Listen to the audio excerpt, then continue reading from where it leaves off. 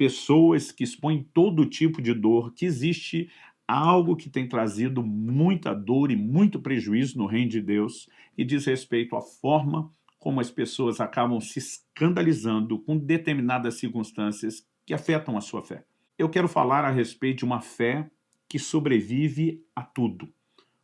Qual é o ponto? Jesus, na parábola do semeador, em Mateus, no capítulo 13, a partir do 3, a Bíblia diz assim: e de muitas coisas lhes falou por parábolas, dizendo: eis que o semeador saiu a semear. E ao semear, uma parte caiu à beira do caminho, e vindo as aves a comeram. Outra parte caiu em solo rochoso, onde a terra era pouca, e logo nasceu, visto não ser profunda a terra. Saindo, porém, o sol, a queimou, e porque não tinha raiz, secou-se. Outra parte caiu entre os espinhos, e os espinhos cresceram e a sufocaram. Outra, enfim, caiu em boa terra e deu fruto, a 100, a 60 e a 30 por um. Quem tem ouvidos para ouvir, ouça. Quando Jesus faz essa advertência, é mais do que um preste atenção. Ele está dizendo, procura afinar o seu ouvido, procura entender aquilo que talvez a mente não vai absorver depressa meramente pelo raciocínio. Procure ser, espiritualmente falando, sensível. Procure ter discernimento ao que lhe está sendo apresentado. A maneira como nós ouvimos a palavra determina o tipo de solo que somos. Ou seja, se podemos mudar a maneira de ouvir a palavra, podemos mudar, consequentemente, o tipo de solo que somos. Então, a primeira coisa que precisamos reconhecer é que o próprio Jesus apresenta uma inegável batalha espiritual. Há uma guerra no mundo espiritual. Se por um lado Deus está querendo que a semente frutifique, e por outro, a Bíblia está dizendo: vem o maligno e arrebata o que foi semeado no coração. O diabo está tentando abortar a obra que Deus começa. O que foi semeado em solo rochoso, esse é o que ouve a palavra e logo a recebe com alegria, a receptividade, a empolgação. Mas o verso 21 diz: mas ele não tem raiz em si mesmo, sendo de pouca duração. Quando chega a angústia ou a perseguição por causa da palavra, logo se escandaliza. Então Jesus está falando de pessoas que são superficiais, a raiz cresceu na superfície, elas não são profundas, elas não desenvolveram profundidade. E essas pessoas são vulneráveis a quê? A se escandalizarem, seja com angústia dos problemas, das circunstâncias difíceis, né? Ou quando são perseguidos por causa da palavra, eles se escandalizam, eles decepcionam e dizem, para mim não dá mais, ou seja, com a mesma euforia com que no início receberam a palavra, né? Aquela empolgação que foi mais emocional do que espiritual, agora eles desempolgam, eles funcionam no modo inverso e simplesmente desanimam de tal forma que dizem, estou fora, não quero mais saber disso. Alguém diz com muita propriedade que a maior igreja no Brasil é composta hoje pelos sem igreja. Eles não são necessariamente os desviados que simplesmente disseram para Deus, não queremos mais saber de você. Embora nós precisamos entender que muitos desses desviados passaram a estar nessa condição porque enfrentaram os mesmos problemas que alguns que não estão desviados enfrentaram, decepções. No entanto, a diferença é que alguns simplesmente viraram as costas para Deus e outros viraram as costas apenas para o grupo ao qual eles participavam. Se fizermos de forma errada, seremos julgados por isso, mas haverá prestação de contas e nenhum erro cometido ao longo do caminho ficará impune ou esquecido. Esse é um assunto que eu vou falar melhor daqui a pouco, direto aos líderes. Quanto aos liderados, a Bíblia está dizendo que esses líderes zelam pela alma de vocês como quem deve prestar contas. E ele mostra que há duas formas de pastorear. Que eles possam fazer isso com alegria e não gemendo. Do contrário, isso não trará proveito nenhum para vocês. Quando existe sujeição, quando existe correspondência, então os líderes vão exercer o papel deles não só com alegria, com realização, mas com eficácia, com eficiência. Quando eles fazem gemendo, a Bíblia diz isso não é proveitoso. Né? Por quê? Não é apenas porque você não tem um líder disposto, emocionalmente falando, a cuidar de você, mas que a própria quebra de princípio te impede de ser cuidado como deveria. Né? E quando uso o termo liderar, não estou falando de mandar, não estou falando de manipular, estou falando de apontar o caminho, de trazer orientação, de trazer direcionamento. Esses líderes deveriam entender que o fundamento da liderança é o exemplo.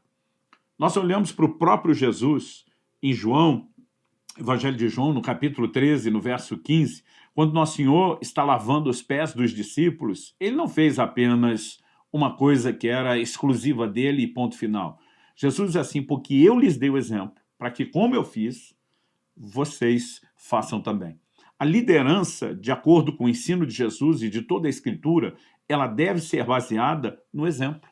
Né? Cristo está dizendo, eu dei exemplo. Em 1 Coríntios 11:1, Paulo diz, sede meus imitadores como eu sou de Cristo. Paulo entende, Cristo é o exemplo primário a ser seguido. Eu estou imitando Cristo. E porque eu estou imitando Cristo, vocês podem me imitar. Então, Paulo está dizendo, vocês sabem como devem nos imitar, porque nunca vivemos de forma desordenada. Mas se um líder começa a viver de forma desordenada e deixa de ser uma referência, ele deve deixar de ser alguém em quem colocamos o nosso foco. Né? Eu sei que o que eu estou falando racionalmente pode parecer simples, emocionalmente não é. Porque muitas vezes as pessoas estão machucadas, se inspiraram nessas pessoas, foram ganhas para Jesus por essas pessoas, discipuladas, orientadas ao crescimento, e de repente a decepção é tão forte, é tão grande quando o mau exemplo se instala, que o que elas não percebem é que vão viver uma dor ainda maior se não sobreviverem à sua decepção. Qual é a dor maior? É desconectar-se do próprio Cristo, é perder a fé, é se afastar do Senhor, é vir a desviar-se do caminho. Então, eu não estou aqui tentando dizer que alguém que viveu uma decepção com o líder não teve um problema real, sério, que não seja digno de compaixão. Eu só estou aqui tentando te advertir, não deixe que esse problema, por pior que tenha sido, gere algo maior e ainda pior na sua vida, que é desconectá-lo de Jesus Cristo. E se alguém fizer tropeçar um desses pequeninos que crê em mim, então pequenino, Jesus não está falando só do bebezinho, está falando de alguém que tem a capacidade de crer nele. Particularmente, eu creio que ele está pegando a referência de uma criança no natural para falar das crianças espirituais, e aqui tem pequeninos de 50, 60, 70 anos de idade. Então, Jesus diz, se alguém fizer tropeçar, outras traduções dizem escandalizar um desses pequeninos que crê em mim, seria melhor para esse que uma grande pedra de moinho fosse pendurada ao seu pescoço e fosse afogado na profundeza do mar. Essa tradução que eu estou usando, ela está bem suave. Né? O original dá uma ideia onde Jesus está dizendo melhor seria que ele amarrasse e que ele se afogasse. Em destruir o corpo, que é o santuário do Espírito Santo, Deus o destruirá. O camarada já destruiu o seu corpo. O que é que sobrou para Deus destruir depois? Qual advertência Paulo está dizendo que se alguém destruir seu próprio corpo será destruído por Deus? Para mim está falando da perdição eterna. Nenhum de nós tem o direito de tirar a vida. Então Jesus não está fazendo apologia ao suicídio. Pastor Luciano, mas se o suicida, na sua percepção teológica, está lascado, por que é que Jesus está dizendo que é melhor esse cara suicidar? Porque o suicida, ainda que vá selar sua condenação eterna ao inferno, está selando só a dele. Um líder que traz escândalo pode estar arrastando mais gente para o inferno junto consigo. Deus é o justo juiz, nada ficará impune. Paulo diz que os pecados de alguns serão julgados agora e os pecados de outros serão julgados depois. Eu não sei quais critérios o justo juiz tem para expor algumas pessoas ainda em vida na terra e para expor outros só depois. Mas eu confio que ele é o justo juiz e ele fará. E toda pessoa que lidera deve carregar esse temor. Ao dizer que nós temos que ter uma fé que sobrevive a escândalos, que está tudo bem ter escândalo. Não, não está tudo bem. Quem está promovendo escândalo está ferindo o corpo de Cristo, está ferindo os pequeninos de Cristo e vai dar conta a Cristo. Um ditado antigo diz que o ressentimento é algo semelhante a tomar um pouco de veneno todo dia, esperando que quem te ofendeu morra, mas quem está bebendo veneno é você. Eu já falei para algumas pessoas, a gente precisa parar de achar que o ato de perdão é misericórdia só pelo outro. É misericórdia para conosco mesmo. Nós precisamos entender, já não basta a dor do que essa pessoa produziu, nós vamos entrar no lugar de um coração amargurado, ressentido, que nos afaste de Deus, porque Jesus disse, se vocês não perdoarem aos outros as suas ofensas, o Pai Celeste não vai perdoar de vocês. Então eu vou deixar de ser perdoado por Deus por causa do que outro fez. Mas a maioria de nós não está pensando no que nós estamos fazendo na nossa fé e no relacionamento com Deus, só porque nós somos feridos por outras pessoas. E eu estou aqui suplicando a você em nome de Deus, como mensageiro, um porta-voz divino, não deixe que as circunstâncias, por piores e mais dolorosas que sejam, afaste você de Jesus. Ai do mundo por causa das pedras de tropeço. Outras traduções dizem por causa dos escândalos, porque é inevitável que elas, as pedras de tropeço, existam. Mas ai de quem é responsável por elas. O responsável é dar conta a Deus. Então Jesus diz ai dele. Se Jesus está dizendo é inevitável que venha escândalos, por que é que você acreditou que era evitável? Você não deveria ter acreditado no que Jesus falou? Mas nós criamos uma fantasia de líderes perfeitos quando eles não são, e que se a gente tivesse um pouco de compreensão do que a Escritura diz, a gente não teria criado uma expectativa tão grande e, por conseguinte, não teria vivido uma decepção proporcional à expectativa que nós criamos. Agora, a Bíblia nos mostra que, infelizmente, muitos vão seguir as práticas deles e, por causa disso, o caminho da verdade será difamado, né? Então, nós precisamos, de fato, perceber que a Bíblia não chamaria a nossa atenção para ter cuidado se isso não fosse importante. O apóstolo Judas fala de certos indivíduos que se introduziram, se infiltraram no nosso meio, sem serem notados. São pessoas ímpias, transformando em libertinagem a graça do nosso Deus. Atos capítulo 20, você pode ler depois do verso 28 ao 32, e diz: eu sei que depois da minha partida aparecerão no meio de vocês lobos vorazes que não pouparão o rebanho, e que até mesmo entre vocês se levantarão homens falando coisas pervertidas para arrastar discípulos atrás de si. Ele diz: vai ter problema externo de lobos tentando invadir, vai ter problema interno de lobos se manifestando lá de dentro. As advertências são inúmeras. A minha pergunta é: será que nós temos dado ouvido a isso?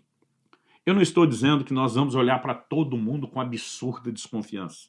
Eu não estou dizendo que nós vamos ficar com aquele tipo de atitude, ninguém pressa, todo mundo é potencialmente falando, um mau caráter. Não, não. Jesus diz: pelos frutos nós conhecemos a árvore. Nós podemos avaliar. O que nós não podemos é ser ingênuos, é ser exageradamente crédulos. Tem muita gente se decepcionando que confiou num líder, né, que cometeu abusos, em nome de Deus me disse, coisa e tal. E nós precisamos aprender a não ser tão ingênuos. Não significa que vamos viver em completa e absurda desconfiança de tudo e de todos, mas também não vamos viver naquele lugar da mais profunda ingenuidade. A minha proposta é levar você a refletir como lidar com esses escândalos. Bom, primeiro, a gente deveria estar preparado para eles antes deles surgirem. Se não nos preparamos antes e fomos afetados por eles, então, se não deu para prevenir, nós temos que remediar, né? A ideia dessa palavra é falar muita gente que nunca teve decepção e preveni-los antes que elas surjam, antes que elas aconteçam. Muitas vezes nós temos situações difíceis que não entendemos e vamos precisar confiar em Deus. Gosto de uma frase que é atribuída a Lutero, o grande reformador. Ele diz: posso não conhecer os caminhos pelos quais ele me conduz, mas conheço bem o meu guia. Ele não quer que você se perca por causa do escândalo de outros. De alguma forma, ele disse: vai acontecer, né? Agora, quando as coisas estiver sacudindo, nós precisamos entender que Deus sabe, de alguma forma, por meio dessas circunstâncias, separar os maduros dos não, os profundos dos superficiais. Paulo escreve aos Coríntios e diz: até importa que haja facções entre vocês. Esse é o plano de Deus? Não. Deus espera que a gente ande em amor e unidade. Mas por que tem uma certa importância? Paulo diz: a fim de que os aprovados sejam manifestos. Em circunstâncias como essa, a gente descobre e consegue diferenciar os adultos dos meninos, a gente consegue ver quem é o aprovado, quem é o desaprovado, quem tem maturidade e quem não tem. E, obviamente, os que não têm não são descartáveis. Eles devem ser recuperados, eles devem ser resgatados. Então, nessa forma preventiva, eu acredito que muitos de nós podemos estar melhor preparados, mas, na remediativa, é simplesmente ter um posicionamento de dizer: não foi Deus que fez isso. Deus ainda ofereceu todas as advertências e, nesse momento, Ele está oferecendo os recursos da cura. Nós podemos ser restaurados. Segundo, não significa que todo líder que falhou, que deu um mau exemplo, que deu escândalo, que ele seja um falso profeta. Há líderes que são gente séria com Deus, mas não são perfeitos, e que podem ter caído no meio do processo.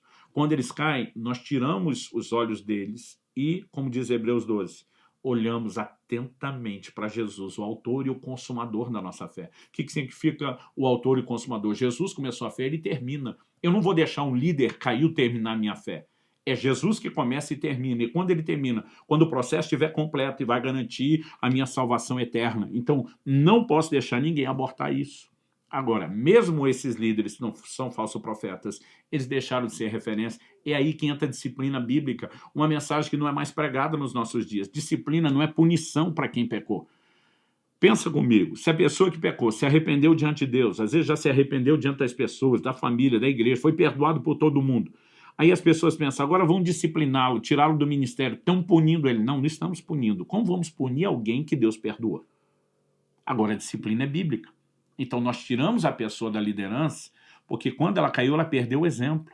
Não significa que ela é descartável, ela pode ser restaurada, mas ela vai ter que reconstruir o exemplo aos poucos.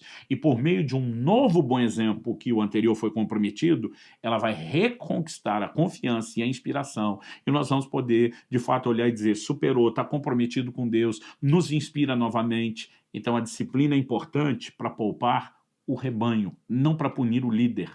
Não use o pecado de outros como desculpa para virar as costas para Jesus e pecar. Lute contra o pecado.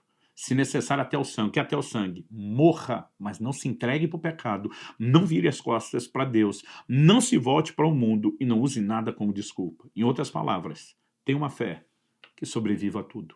Essa é a minha oração pela sua vida, por todos aqueles com os quais você se importa e talvez sinta a necessidade de compartilhar esse vídeo. Creio que nesse momento da história da igreja brasileira, essa mensagem é da mais alta importância. E se você entende que Deus, de fato, está tentando fazer com que uma verdade importante alcance o coração de outros, compartilhe.